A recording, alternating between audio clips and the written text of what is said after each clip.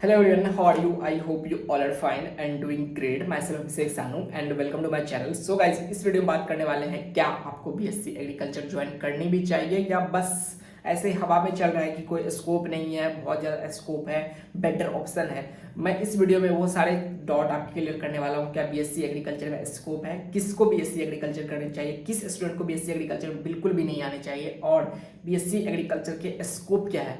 Since I am student of second year at IRI Jharkhand, मैं एक national institute में पढ़ रहा हूँ, IRI में पढ़ रहा हूँ, जिसको माना जाता है कि one of the top institute है एट सेंट्रल लेवल और this is the hub of IRI Delhi. सो मैं इस वीडियो में आपको बहुत अच्छे से कंक्लूड करूंगा कि क्या आपको सच में बीएससी एग्रीकल्चर ज्वाइन करनी भी चाहिए या बस दूसरों की बातों में आकर के आप बीएससी एग्रीकल्चर ज्वाइन कर रहे हो। और मैं सच्चाई भी बताऊंगा कि या इसमें सच में स्कोप है या बस यूट्यूब पर इतने बथेरों वीडियो पड़े हुए हैं कि बीएससी एग्रीकल्चर में कोई स्कोप ही नहीं है, आप बीएससी एग्रीकल्चर ज्वाइन मत करो, बीएससी एग्रीकल्चर करके आप बर्बाद हो जाओगे, ऐसे ऐसे वीडियो पड़े हुए हैं। तो मैं सारी सच्चाई इस वीडियो में आपको बताने वाला हूँ। सो सिंस नीट एस्पिरेंट मैं ऑलरेडी रह चुका हूँ कि देखो होता क्या है हमारे साथ कि हम नीट के लिए प्रिपेयर करते हैं और हमारी एक्सपेक्टेशन ना पूरे आसमान छू रही होती है कि हम डॉक्टर बनेंगे, हमारी लाइफ स्टाइल ये होगी, हमारे पास ये कार्ड होगा, हम इतने लाख्स ऑफ मनी कमाएंगे। बट जब हमारा नीट नहीं निकलता या किसी वजह से हम MBBS में नहीं पहुंच पाते तो हम ज्वाइन कर लेते हैं कोई बैकअप ऑप्शन, जैसा कि हमारा एग्रीकल्चर हो गया, BSc हो गया, कोई नर्सिंग वगैरह हो गया, पैरामेडिकल हो गया, ये सब ज्वाइन कर लेते हैं। और फिर हमें लगता है झटका कि अरे हमारा तो कुछ हो नहीं पा रहा है। क्यों? क्योंकि हमने नीट में इतने बड़े बड़े सपने देखे थे कि नीट में हमारा ये हो जाएगा, वो हो जाएगा, बट ऐसा कुछ यहाँ नहीं हो रहा है। कॉलेज लाइफ यहाँ हमें नहीं देखने को मिल रही है। हमें होता है फ्रस्ट्रेशन, हमें कुछ लोग मिल जाते हैं कि बताने के लिए कि यहाँ पे तो कोई स्कोप ही नहीं है, ये यहाँ पे क्यों आ गए, तुम तो गलत आ गए। फिर हमें डाउट होने लगता है अपने डिसीजन पे कि हमने ये क्या किया, हम ये कहाँ पे आ गए। और फिर हमें होने लगती है सेल्फ डाउट, लो कॉन्फिडेंस और हम पढ़ने में भी हमारा मन नहीं लगता, क्लास मिस करते हैं और हम बहुत ज़्यादा बोरियत फील करते हैं। फिर हमें लगता है कोई दूसरा करियर ऑप्शन ज़्यादा सही होता और बीएससी एग्रीकल्चर के बारे में बहुत सारी चीज़ें नेगेटिविटी फैलने लग जाती है, जैसा कि मैंने ये खुद ही फेस किया है। तो सबसे पहला क्वेश्चन है क्या बीएससी एग्रीकल्चर में कोई स्कोप है? यस, स्कोप है but at higher study. BSc agriculture जो है यूजी लेवल पे बहुत ज़्यादा स्कोप नहीं है, कोई जॉब नहीं है, कैंपस प्लेसमेंट बहुत ही कम है। अगर कैंपस प्लेसमेंट है भी तो वो सेल्स पर्सन बना देते हैं, आपको बहुत लो सैलरी देते हैं, जैसे कि 10 से 15 हज़ार या 20 हज़ार, जितना कि इंटर्नशिप को भी नहीं मिलता। इंटर्न को भी इतना 10-15 हज़ार सैलरी नहीं मिलता हमारे MBBS कॉलेज में या मेडिकल कॉलेज में। तो हमें लगता है कि 10-20 हज़ार में क्या ही होगा, कुछ नहीं होने वाला है, तो हमें बहुत कम फील होता है। उसके बाद आता है क्या यूजी लेवल पे कोई डिग्री कोई काम की नहीं है, क्या आपको MSc करना ही है, JRF करना ही है? सो ऐसा नहीं है। हमारे बहुत सारे एग्जाम है, जैसे कि हमारा FCI है, NABARD है, ADO है, BAO, स्टेट PSC के बहुत सारे एग्जाम है। तो स्टेट PSC में आप अगर जाना चाहते हो तो वो भी आपके बहुत सारे अपॉर्चुनिटी है। बट प्रॉब्लम क्या है कि वहाँ पे फिर से एक एग्जाम, फिर से कंपटीशन है, फिर से आपको प्रिपरेशन करनी पड़ेगी और कॉलेज के साथ आपको फिर से रगड़ना पड़ेगा, तब जाके एग्जाम निकलेगा। उसमें भी सिर्फ और सिर्फ एग्रीकल्चर नहीं, उसके साथ आपको क्वांट भी आना चाहिए, GK GS भी आना चाहिए, रीजनिंग भी आना चाहिए, कई सब्जेक्ट में इंग्लिश भी पूछ देते हैं और कुछ जॉब में तो हमारे कंप्यूटर एप्लीकेशंस, कंप्यूटर के अच्छे खासे नॉलेज भी आपको होने चाहिए। तो ये सब चीज़ें आपको डिस्टिंक्ट कर देता है कि आपको जॉब नहीं है, कोई स्कोप नहीं है। और हाँ, एक चीज़ तो मैं कहना ही भूल गया कि ये सारे जॉब हैं बट इसमें सीट जो है काफ़ी लिमिटेड नंबर है, यानी कि आप मान लो 100 सीट भी मुश्किल से बहुत सारी जॉब में है। बहुत सारे जॉब तो ऐसे हैं जिसमें कि 5 सीट, 6 सीट, 9 सीट, 10 सीट और जोनल वाइज सीट आती है, जिससे हम NABARD का है उसमें 10 सीट आते हैं, FCI है उसमें ठीक ठाक सीट आ जाते हैं लेकिन 200 के अराउंड। तो ऐसे ही है, मैक्सिमम 200, 250। BAO का आ जाता है इस बार 200, 250 की सीट्स और BAO की वैकेंसी बिहार वालों के लिए काफ़ी अच्छा होता है, जिसमें कि ऑल ओवर द इंडिया लोग बैठ सकते हैं BAO में, तो उसमें कोई दिक्कत नहीं है। बट 200 सीट्स है, 50 हज़ार से 1 लाख स्टूडेंट अप्लीकेंट होते हैं। एग्रीकल्चर में बहुत ज़्यादा अप्लीकेंट नहीं होते, 1 लाख होते हैं, बट सीट उसके कंपेरिजन में बहुत कम होती है। तो आपको फिर भी वहाँ पे इनसिक्योरिटी होती है कि आपके प्रिपरेशन करने के बाद भी आपकी वैकेंसी आएगी या नहीं, जॉब लगेगी या नहीं।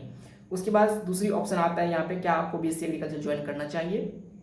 यस, ऑब्वियसली करनी चाहिए। अगर आपको इंटरेस्ट है एग्रीकल्चर में, आपको इंटरेस्ट है पेड़ पौधे में, आपको इंटरेस्ट है रिसर्च में, आपको इंटरेस्ट है एग्रीकल्चर को स्टडी करने में और एग्रीकल्चर रिलेटेड फील्ड में कुछ अच्छा करने में। अगर आपको इंटरेस्ट नहीं है और आपको इंटरेस्ट है बस पैसे कमाने में, मत आओ। आपको इंटरेस्ट है मेडिसिन पढ़ने में, मत आओ। आपको लगता है बहुत ज़्यादा रिस्पेक्ट मिलेगी, मत आओ। आपको लगता है कि यहाँ पे आके बहुत फन करोगे, बहुत कॉलेज लाइफ जियोगे, मत आओ। आपको लगता है यहाँ पे बहुत ज़्यादा फ्रीडम होगा, आपको लगता है बहुत ज़्यादा कॉलेज चले जाएंगे, एकदम ऑफिसर बन के ही निकलेंगे, मत आओ। ये सब कुछ नहीं होने वाला। ये सब चीज़ों को रख दो अपने ताक पे और फिर यहाँ पे आओ। कोई इज्जत नहीं है, कोई रिस्पेक्ट नहीं है, कोई आपको नहीं पूछने वाला, कोई जॉब नहीं है। जॉब है जो बताया बस उतना ही है। आपको कोई रिस्पेक्ट नहीं मिलेगा, कोई पैसा नहीं मिलने वाला। जितने पैसे आप स्कॉलरशिप मिलोगे उससे ज़्यादा खर्च ही होने वाले हैं।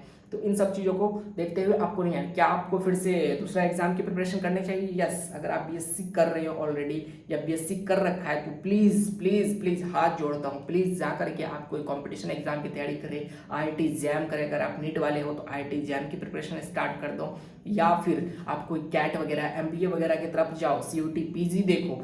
ये इसमें आने का कोई मतलब नहीं है। आप 4 साल आके यहाँ पे माथा मार के चले जाओगे, कुछ नहीं मिलने वाला। ऊपर से आपको डिप्रेशन लेके जाओगे, लो कॉन्फिडेंस लेके जाओगे, आपको लगेगा लाइफ में कुछ भी नहीं हुआ।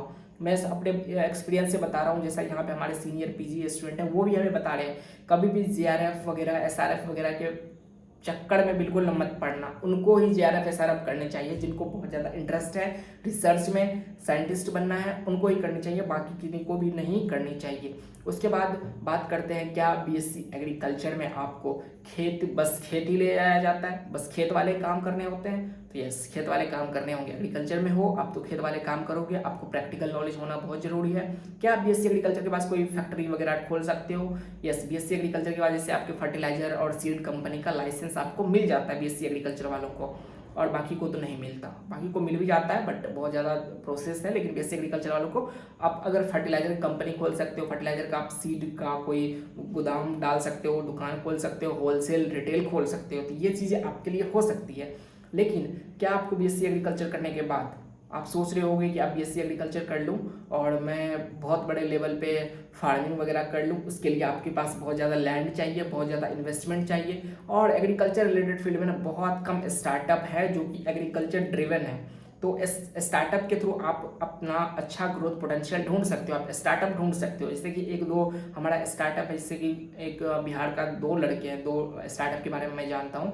एक तो है जो पूरा का पूरा गांव का लोकल चीज़ें बेचते हैं अपने साइड पे, एक है जो एग्रीकल्चर रिलेटेड फील्ड में कि डिफरेंट विलेज में जा करके ऐसा करते हैं कि वो सीड देते हैं। सीड देते हैं, किसान को बोलते हैं आप ये फसल लगाओ, उसकी ग्रोथ होती है अच्छी खासी, उससे वो फसल खरीद लेते हैं। और उसने अपना नाम टैग दिया है कि सारे के सारा चीज़ ऑर्गेनिक, लो फर्टिलाइजर डालते हैं, फार्म यार्ड मैन्योर डालते हैं, मैन्योर वाला काम करते हैं। सो डैट कि क्या होता है कि उनका डबल प्रॉफिट होता है कि एक तो हमारा ऑर्गेनिक कल्चर भी हो गया उनका, उसके फर्टिलाइजर भी बिक गए, उसके सीड भी बिक गए, और किसान को थोड़ा प्रॉफिट भी हो गया अच्छा खासा। एक ये हमारा जो है एक स्टार्टअप है, आप यूट्यूब पे सर्च करेगा इस टाइप से, बिहार का कोई स्टार्टअप आ गया, नाम मैं भूल गया हूँ, कुछ तो ग्रामीण करके या गांव करके, ऐसे ही गांव वाला तो अलग है, ग्रामीण करके ऐसा ही कुछ है, मैं डाल दूंगा कमेंट में कि वो कौन सा स्टार्टअप है।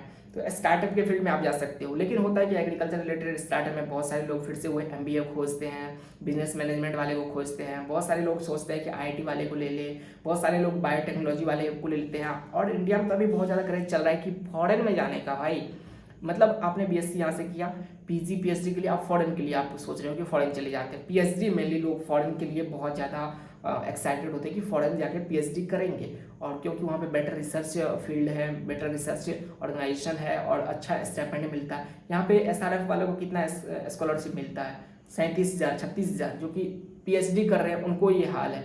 आप सोच सकते हो। और कई बार तो स्कॉलरशिप टाइम पे मिलता भी नहीं है, बड़ी प्रॉब्लम हो जाती है इंडिया में। मतलब लेबर की तरह समझा जाता है पीएचडी स्कॉलर्स वगैरह को। मैं गलत नहीं बोल रहा हूँ, आप जो पीएचडी कर रहे हैं आप उनसे पूछिए कितने टाइम लगते हैं और कितना वर्कलोड होता है। 12-15 घंटे तो उनका लैब में ही निकल जाता है। पीजी वाले हैं, पीजी वालों का भी ऐसा ही कुछ है कि वर्कलोड बहुत ज़्यादा है, स्कॉलरशिप टाइम से मिलता नहीं है, जितना वो डिजर्व करते रिस्पेक्ट उतना वो उन्हें रिस्पेक्ट मिलता भी नहीं है। और बाकी चीज़ें तो बहुत सारा इंडियन एजुकेशन सिस्टम में ही फ्लॉ है कि हम ऑलरेडी एंशियंट वाले चीज़ों को भूल करके ब्रिटिश वाले के एजुकेशन सिस्टम को अपना रहे हैं और उसके अकॉर्डिंग पढ़ा रहे हैं। तो ये पूरा रट्टाफिकेशन वाला काम जो होता है ना, प्रैक्टिकल नॉलेज में डेवलप हो ही नहीं पाता। उसकी वजह से कोई भी अपना जैसे कि स्टार्टअप करना चाहे तो उसमें प्रॉब्लम आती है, कोई रिसर्च वगैरह करना चाहे तो उसमें प्रॉब्लम आती है। और अगर कोई किसी के पास खेत वगैरह हो उसमें प्रैक्टिकल नॉलेज चाहिए। खेत वगैरह करने के लिए, खेती करने के लिए उसमें प्रैक्टिकल नॉलेज चाहिए, जो कि यहाँ के एजुकेशन सिस्टम में काफ़ी ज़्यादा लैग करती है। तो ये सब चीज़ें प्रॉब्लम है यहाँ पे। बाकी अच्छाई भी बताई मैंने आपको, बुराई भी बताई। सो डिसीजन आपका होगा कि आपको ज्वाइन करना है या नहीं। मेरी केस मान लो, अगर मैं आपकी जगह होता तो मैं एग्रीकल्चर फील्ड ज्वाइन नहीं करता और मैं दूर से ही राम राम करके निकल जाता, मैं दूसरा कुछ कर लेता, दूर से ही निकल जाता। क्योंकि यहाँ पे आने के बाद 4 साल घिसाई करो अपना, पूरी तरह से एकदम पूरा घिसो, कॉलेज में पढ़ो, फिर उसके बाद किसी एग्जाम की प्रिपरेशन में लग जाओ। भाई इससे अच्छा है कि आप बीएससी, नॉर्मल बीएससी कर लो। आपको पता ही है कि मरना है ही बाद में, तो ऐसे ही मर लो, अभी मर लो ना। ऑब्वियसली आप 4 साल पढ़ रहे हो, इसमें अलग मर रहे हो, फिर जॉब नहीं है, सीट नहीं है, वैकेंसी नहीं आ रही है, माथा मर गया है आपका। So see you in the next video, okay bye.